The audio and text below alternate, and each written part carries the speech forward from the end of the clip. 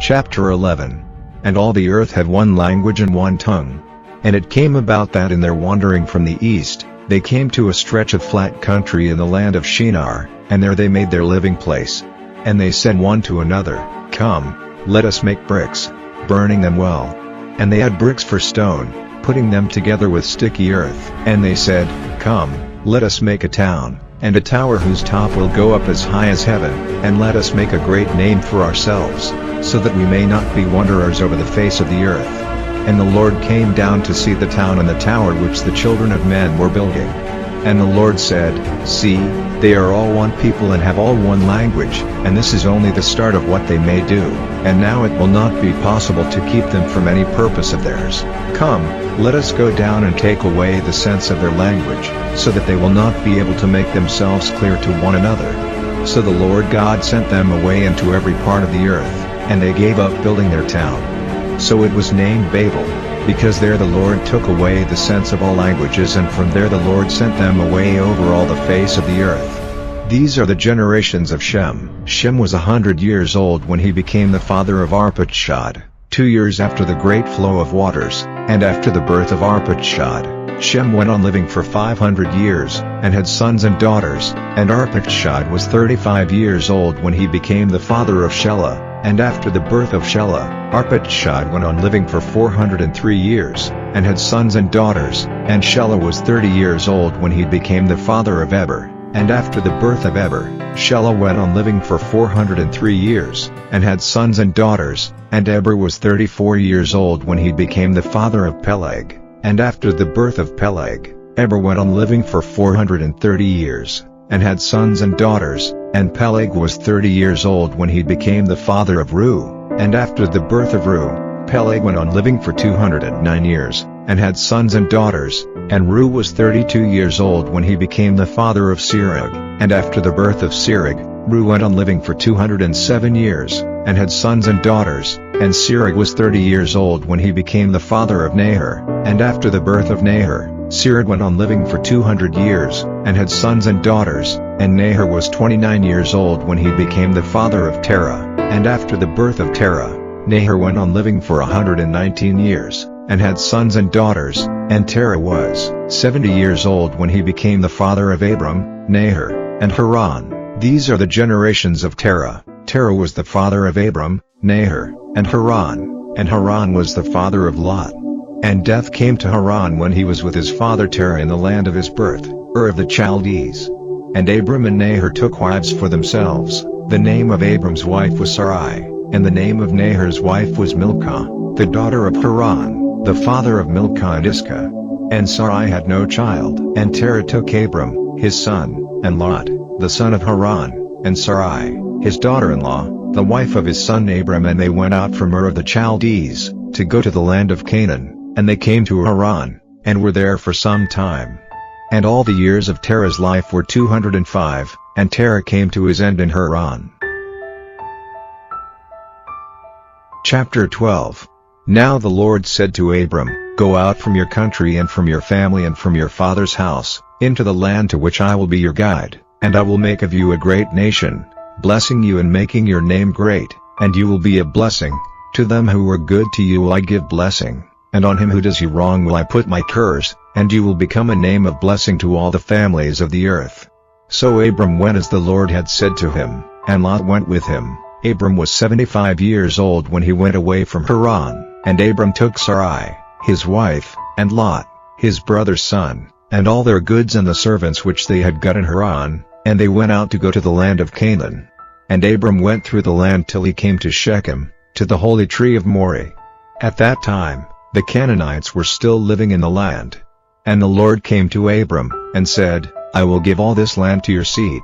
Then Abram made an altar there to the Lord who had let himself be seen by him. And moving on from there to the mountain on the east of Bethel, he put up his tent, having Bethel on the west and Ai on the east, and there he made an altar and gave worship to the name of the Lord. And he went on, journeying still to the south.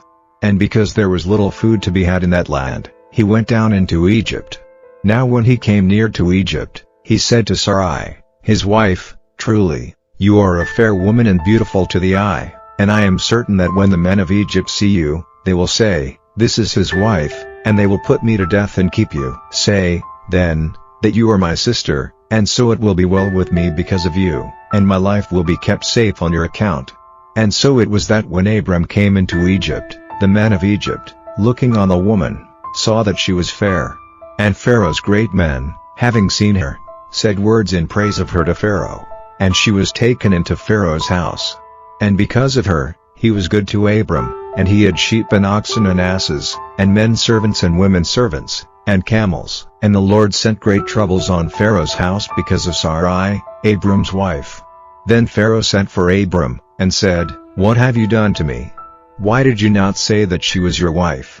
Why did you say that she was your sister? So that I took her for my wife. Now, take your wife and go on your way."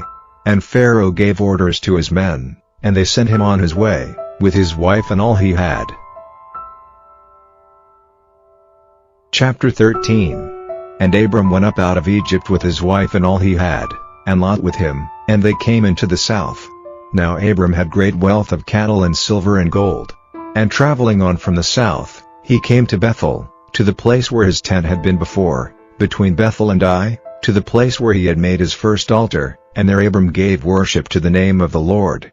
And Lot, who went with him, had flocks and herds and tents, so that the land was not wide enough for the two of them. Their property was so great that there was not room for them together. And there was an argument between the keepers of Abram's cattle and the keepers of Lot's cattle. At that time the Canaanites and Perizzites were still living in the land. Then Abram said to Lot, "Let there be no argument between me and you, and between my herdmen and your herdmen, for we are brothers. Is not all the land before you? Then let us go our separate ways. If you go to the left, I will go to the right, or if you take the right, I will go to the left." And Lot, lifting up his eyes and looking in the valley of Jordan, saw that it was well watered everywhere. Before the Lord had sent destruction on Sodom and Gomorrah, it was like the garden of the Lord, like the land of Egypt, on the way to Zoar. So Lot took for himself all the valley of Jordan, and went to the east, and they were parted from one another. Abram went on living in the land of Canaan, and Lot went to the lowland towns, moving his tent as far as Sodom. Now the men of Sodom were evil, and great sinners before the Lord. And the Lord had said to Abram, after Lot was parted from him, "From this place where you are take a look to the north and to the south, to the east and to the west, for all the land which you see I will give to you and to your seed forever. And I will make your children like the dust of the earth, so that if the dust of the earth may be numbered, then will your children be numbered.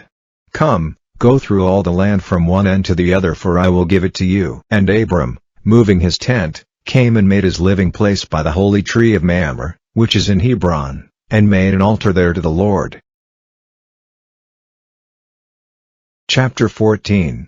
Now in the days of Amraphel, king of Shinar, Arioch, king of Elazar, Gedorlaomer, king of Elam, and Tidal, king of Goyim, they made war with Bera, king of Sodom, and with Bersha, king of Gomorrah, Shinab, king of Admah, and Shemeber, king of Zeboim, and the king of Bela, which is Zoar. All these came together in the valley of Siddim, which is the Salt Sea.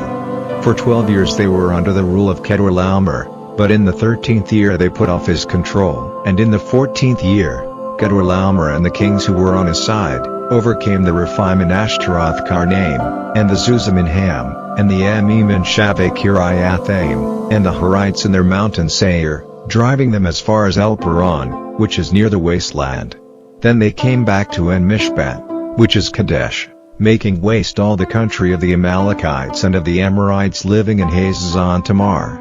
And the king of Sodom with the king of Gomorrah and the king of Admah and the king of Zeboim and the king of Bela, that is Zoar, went out, and put their forces in position in the valley of Siddim, against Gedorlaomer, king of Elam, and Tidal, king of Goyim, and Amraphel, king of Shinar, and Arioch, king of Elazar, 4 kings against the 5. Now the valley of Siddim was full of holes of sticky earth, and the kings of Sodom and Gomorrah were put to flight and came to their end there, but the rest got away to the mountain. And the 4 kings took all the goods and food from Sodom and Gomorrah and went on their way. And in addition they took Lot, Abram's brother's son, who was living in Sodom, and all his goods.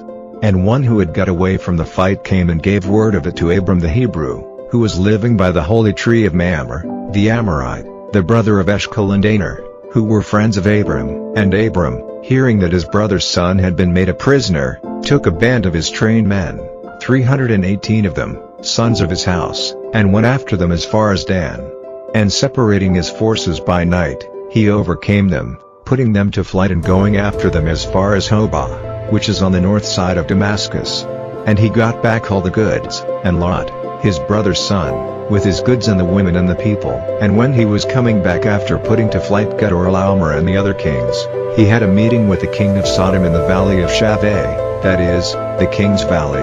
And Melchizedek, king of Salem, the priest of the Most High God, took bread and wine, and blessing him, said, May the blessing of the Most High God, maker of heaven and earth, be on Abram, and let the Most High God be praised, who has given into your hands those who are against you. Then Abram gave him a tenth of all the goods he had taken. And the king of Sodom said to Abram, Give me the prisoners and take the goods for yourself.